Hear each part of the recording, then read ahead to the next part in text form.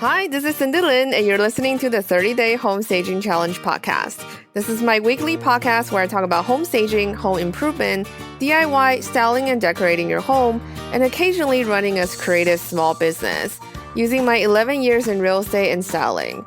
You can find out more about me and the show at stagedformore.com. Today's show is sponsored by EcoJo, the eco-friendly St. Joseph statue home styling kit. EcoJo is actually our in-house product. In real estate, there's a common practice where home sellers would bury St. Joseph statues for good luck. However, all the statues were made with plastic until EcoJo came along. After learning there's so much waste in the real estate industry, we developed EcoJo and hope to create conversations about environmental issues in real estate. You can find out more about EcoJo at www.stagedformore.com/EcoJo. Hi guys, I'm interviewing Virginia Maddan on the show today. I've known Virginia for a while now, and I know she's an incredible professional and organized individual. I first met Virginia at a launch party I threw for EcoJo. She was working for Court at the time. For those of you who don't know the company, Court is a national furniture rental company. A lot of home stagers and corporates use them to provide furniture for their properties. She has started her professional organizing business since then. Her current work focuses on efficiency and helping entrepreneurs and small business owners putting thousands of dollars and hundreds of hours back into their schedules every year. I know some of you may be experiencing overwhelm in your prep process, so I think Virginia would be a great guest and shed some light on time management and project management. Hi guys, today on the show we have Virginia, and she is amazing. I'm really excited to have her today because I know a lot of you who are going through the 30-Day Home Staging Challenge, you might feel a little overwhelmed in terms of the stuff that you want to do. And Virginia is really good about creating systems and helping people to implement it. So I thought it would be a really exciting interview for her to come on. So hi, Virginia. Hi, Cindy. Thanks for having me. Yeah. So you have a pretty cool background too. I met Virginia through Court Furniture. And you guys came to our EcoJo launch party. For those of you who don't know, EcoJo is our eco-friendly St. Joseph statue.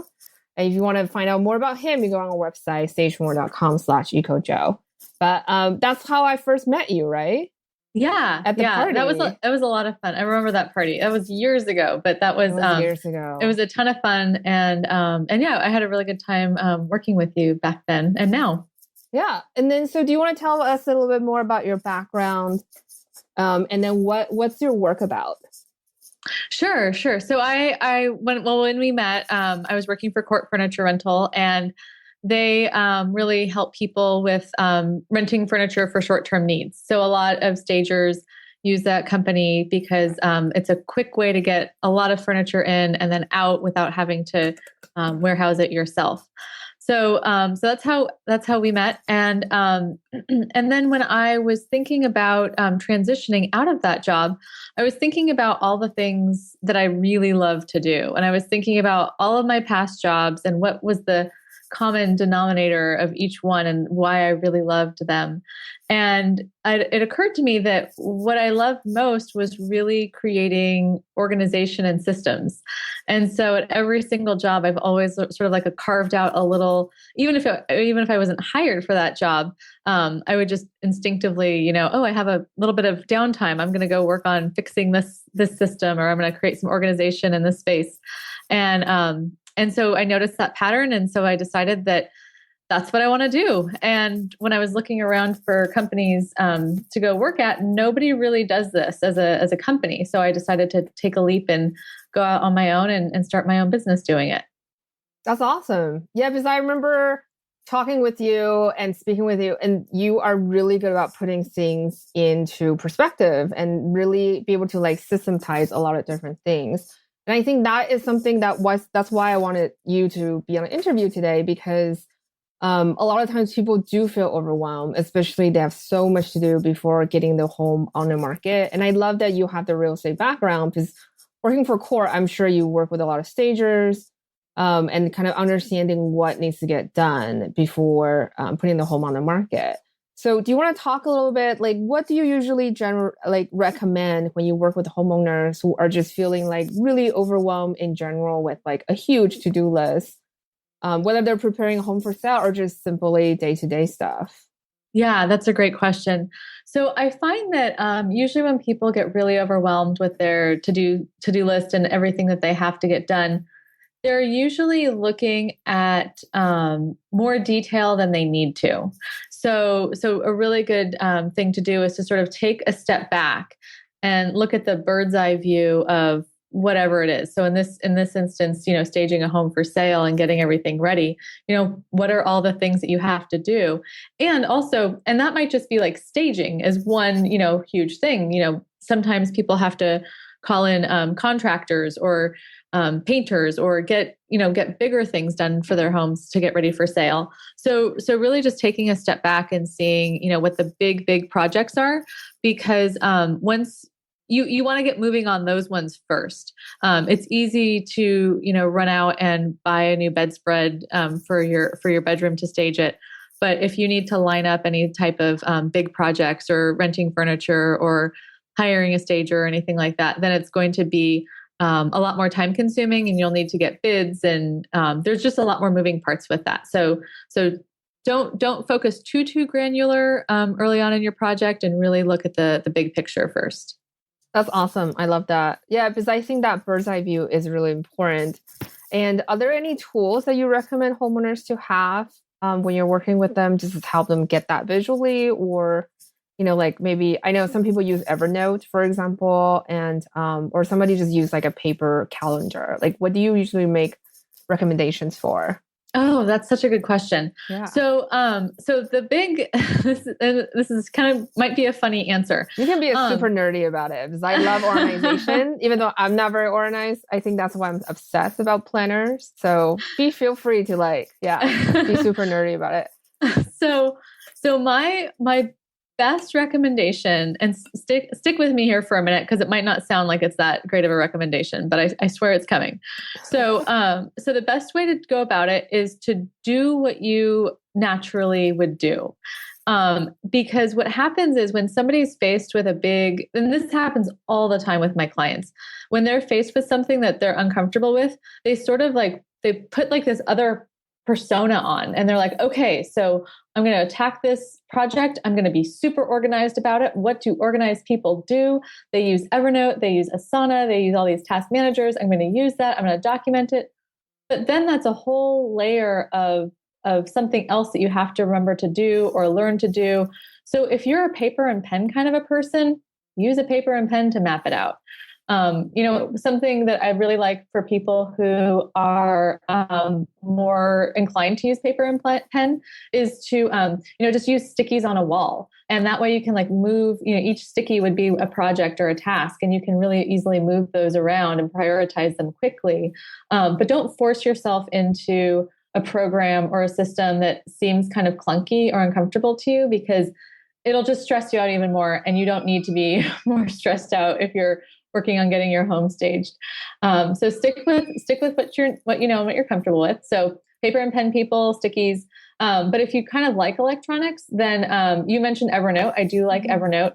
And also Asana is a really good tool to use. It's another free tool that can really help people with deadlines. And it has an option to have a project, and then underneath that project, several tasks listed. So you can kind of keep track of everything there. So those are two good programs. Yeah. And I think you can put other users in that program, right? So say you and your husband, or maybe someone else is helping you out, or like a stager or a real estate agent, you guys can essentially be all in that program and talk to each other about individual tasks. Exactly. Yep. You can do it in both programs too. And with Asana, you can, also with both of them, you don't have to share everything. So if you keep some things in there that you don't necessarily want to share with people, that's totally fine too. There's the option to share everything or just parts.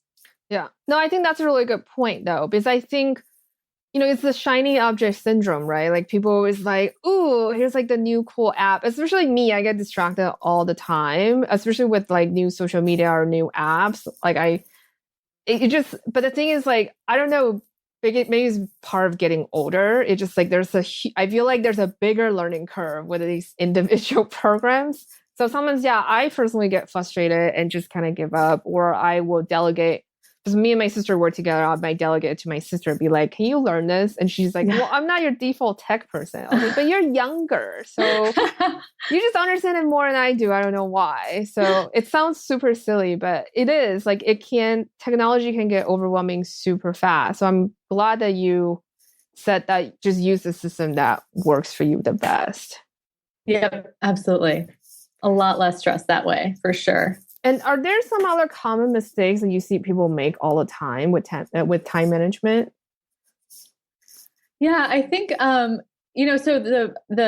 using a system that works for you. So obviously, like that, we just talked about that. Yeah. Another thing though is I find that people tend to not build in enough buffer time. And so what I mean by that is it's sort of like they assume like best case scenario with everything. So It's like, okay, so I'm going to call, and we all have this experience a lot.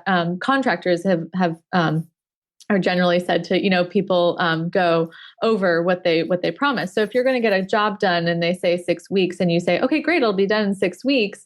But then at the end of 6 weeks, if it's not quite done and you have to move on the next piece, and then that just adds another layer of stress to people when they don't add that like extra little buffer time, like the project might go a little bit over, or, maybe you plan on going out shopping one weekend to get everything, but if the store is out of stock of something and then you have to order it online, and then that might take an extra few days to get to you. So just planning in for all of those incidentals so that you're not constantly at every point in your project up against the wall, freaking out that you're going to get behind schedule and be really nervous that it's not going to come together for you. I know. It's one of the things we talk in the program, actually. It's like, it's all about progress and not perfection. Because I think we all have that tendency of trying to make everything super perfect. But then it becomes more difficult and you're more stressed out because you feel like you're not making enough progress.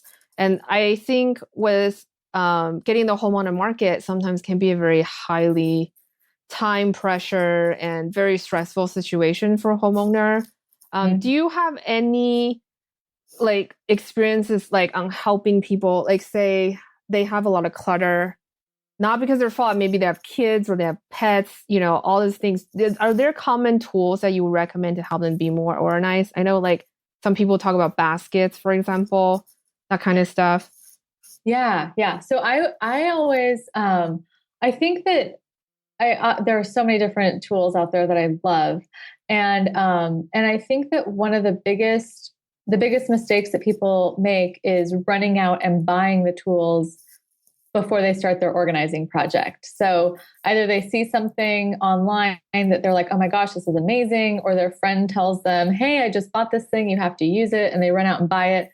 And then they install it thinking this will end their problems with disorganization. Yeah. So buying tools is actually one of the last things that we do in a project. And the reason is there are different things come up along the way that might change the tool so in the beginning, we might have an idea like, okay, this is the tool that I'm going to use for this project. But then by the end of the project, so many different things have happened that wouldn't even work anymore. And so if you buy stuff in the beginning, you might be left at the end with a bunch of stuff that you can't really use. So for example, sometimes what happens is we'll install new furniture. So, we didn't expect it, but hey, a bookcase would really work well here. Let's put that in here. And then all of a sudden the tool that we bought doesn't quite fit the space anymore. Another common thing that happens is oftentimes my client, I always suggest people to break down projects a little bit. So if you're working in one area and you've gotten through and you've organized it just the way you want, but then you go to your garage and you find that you have even more stuff that you want to incorporate, then that basket might not be the right size anymore, or something like that. But so that being said, so once you've sort of put buying tools and products off toward the end, the tools that I use the most, people are always surprised to hear this, but I use the blue painter tape all the time in my projects, because I use that and it helps for like visually sort of assigning spaces to things, so that you can sort of just see before you move stuff around, like, okay, this will go there, that'll go there, this is how things are going to fit. And then, oh wait, we still don't have space carved out for this other area of things. So I use blue painter tape a lot. I use tons of Post-it notes. Those are my two biggest ones. And to your question about the actual organizational products, I find that I like open baskets and open bins a lot. People tend to buy things with lids and either lids that come off or like the hinged lids on containers. But most times, if people are struggling with disorganization, I find that extra step of just opening up a lid, as ridiculous as it might sound to you, it's an extra step that a lot of people won't take. And so just getting open containers that you can just really easily toss things into are way more successful when people have those versus containers with lids. That is so interesting. Just that one little step that can make a huge difference. Yeah, I always tell people that we need to choose products that are going to be really, really easy to use. And just because something isn't hard to use doesn't make it easy.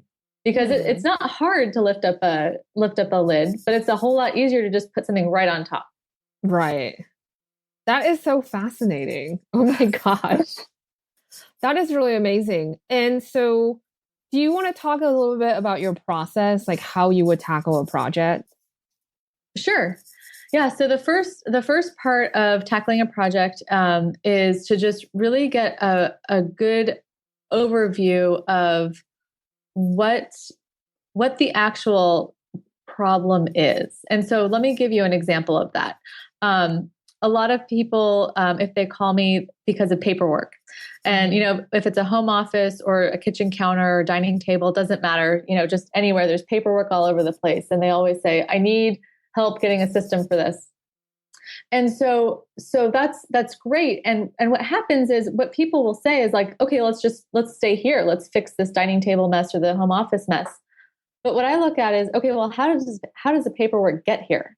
Because we can create a system or a solution for your paperwork here, but if we don't address how it comes in or how it leaves, either shredding or filing or whatnot, then the problem will never really go away. So we can't just, have a focus on the dining table. We really need to have a focus on how everything moves throughout the space. So we need to figure out, how the mail comes in. Are your kids bringing home stuff in their backpacks? And then do you have a shredder? Do you have a shredding company that comes out to pick up your stuff? Like, how does that whole process work? So that's the first step, is really just figuring out what the root of the problem is. Because a lot of times when people see their disorganization, they're just seeing the surface. They're not really seeing the root of the problem. And then from there, it's figuring out, like I was just talking about, okay, so what's the absolute easiest way that we can make this process something that you'll be able to stay on top of and follow? Because if I come up with some beautiful organizational idea that's slightly cumbersome to use, people will just never use it. And so it's really a matter of looking at people's existing habits and who else can support them, because sometimes people have nannies or housekeepers who can help maintain some things for them, and their budget. That's always a huge consideration.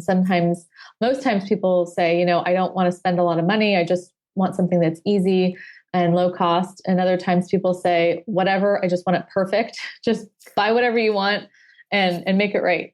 So those are all different factors that come into play while we're trying to figure out what the best option is for people.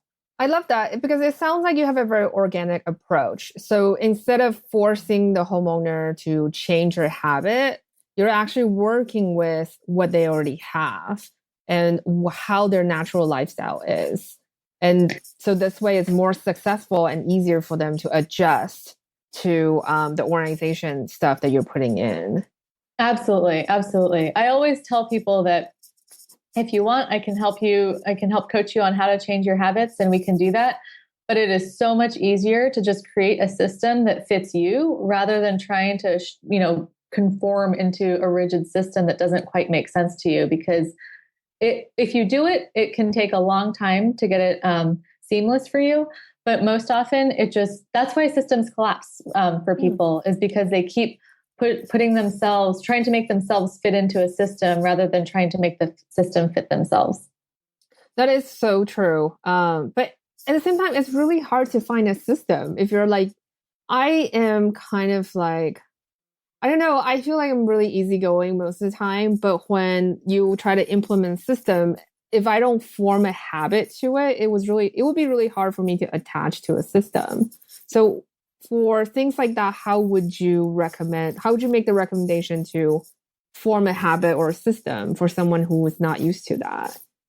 Yeah, when we do that, or when that happens, we always, or my approach is to always mimic a habit or a system that works really well for people. Mm-hmm. And I do get calls from people who tell me, they'll say, I'm a total mess, nothing's right, everything's disorganized, I need help everywhere. And I know that that's not true. Yeah. If you are a functioning person in today's society, there's no way that's true. Like there are some things that you have got down pat, and there are some systems that work so well for you, and some habits that you just have nailed down. So it's really a matter of finding out what those are, and then the systems that have been challenging for you to set up, making those systems match or mimic something that works really well for you. And it might not necessarily be with stuff. I mean, maybe it's with work or with your kids or with brushing your teeth or just anything, but anything that works well for you in real life. We can pull out the elements of that and implement those elements into a new system. That's awesome. And in your experience, what are some of the common areas where people get stuck when it comes to organizing or time management? Oh, yeah. Well, people unfortunately get stuck at the very beginning. So I've had a lot of calls from people who say, I opened up the door. I was all set. I planned on, carving out my Saturday. I was going to clean out the garage. I opened up the garage door and I just shut it and walked away. Like it was just too much. And so people usually get stuck right at the very beginning when they're left with that thought of, I don't even know where to start. I don't even know how long this is going to take. I don't even think this is going to work, because maybe they've tried it so many times and it's like, why am I going to waste another Saturday when this is just going to fall apart in a couple of months? So that I think is the biggest place. And then also with time management, the same thing. When people have endless tasks or a ton of appointments, they oftentimes do the exact same thing. They'll just shut down. They'll see everything they have to do. Their eyes will kind of glaze over and they'll hop onto Facebook because they're just like, I can't even figure out what I need to start with, because there's just like hundreds of things I have to take care of. That makes total sense. Sounds a lot like me sometimes. So if people are stuck, what do you recommend for them to do to get themselves unstuck? Breaking down the project into a more manageable task is huge. That's like the biggest thing that you can do. And I think it kind of goes against what you'll see on television shows or read in books about, like, pull all of your stuff out and deal with it all at once. That I see that a lot. And I think that can work if you have somebody right there coaching you through it and helping you, or if you have like a crystal clear idea of exactly what you're going to be doing with every single thing that you come across. The problem is when we're by ourselves and we don't really have a crystal clear idea, what happens is we'll pull all that stuff out, we'll make a little bit of headway, we'll get tired, we'll get frustrated, and then we'll walk away, and then there's another mess that we've just created. So in that example of like a garage, instead of doing the whole garage, maybe you just decide to do one little corner of it, or one shelf, or one cabinet, or just one anything, one drawer, if there's just enough to get the momentum. Because my intention and my goal for my clients is to get them to a place where they can easily maintain what we set up. And for me, easy maintenance is not doing, 3 times a year, doing a huge spring cleaning type of reorganization. Like that sounds horrible to me. I don't want my clients to do that. So what I do with them is I'll really create bite-sized things that they can do on a daily, weekly, monthly basis, so that it doesn't feel like a lot of work and they're able to stay on top of things. And in order to get them into that habit, I always like to build on successes. And so if you can do one little drawer and you feel really good about it, then you're more likely to come back and do another little drawer the next day and the next day versus, doing a big clean out one Saturday and then just not wanting to even do anything else for another 6 months. That makes total sense. So I have my one last question. What is the one tip you always give to a homeowner when it comes to time management or organizing? Oh, let's One see. tip. One tip that I give to everyone. I would say that the one tip is to remember that the right system is out there for you. And the reason that that's my tip is that it's really awful when I get calls from people, and it happens way too frequently. When people say, it's just not going to work for me. There's nothing out there. I've tried it all. I've read all the books. I've done everything, and it's always come apart around me. And then they just feel so horrible about themselves. And I hate that. People shouldn't feel badly about themselves if they haven't been able to maintain organization, because there are a myriad of possibilities out there. There are so many options. And to not feel badly about yourself, and just know that there is a system out there that will work for you, and not to beat yourself up, because it just adds another layer of it's defeatist, and it's another obstacle that you have to come up against when you're working on this. And there are enough obstacles, and it can be difficult enough to get organized. And we don't need to add another one with you feeling like there's nothing ever that's going to work for you. So I've always been able to find a system for everybody, the hundreds of people I've worked with, and I'm confident that there's a system out there for you, even if you think you're totally disorganized and it will never work. I've had clients like that before too, and it works. So stay positive. That's awesome. So thank you so much. Do you want to tell our listener today, where can they find you online? Sure, absolutely. My website, if you'd like more information, is comfortablestructure.com. And that's comfortablestructure.com. Comfortablestructure.com. Yay. Thank you so much again for being on the show today. Thank you, Cindy. I had such a great time chatting with you. Thank you so much for listening to the 30-Day Home Staging Challenge podcast. Visit stagemore.com/podcast to check out the show notes for each episode and find links for resources mentioned during the podcast. You can also sign up for a free 30-Day Home Staging Challenge and webinars by visiting our website. And I want to hear from you.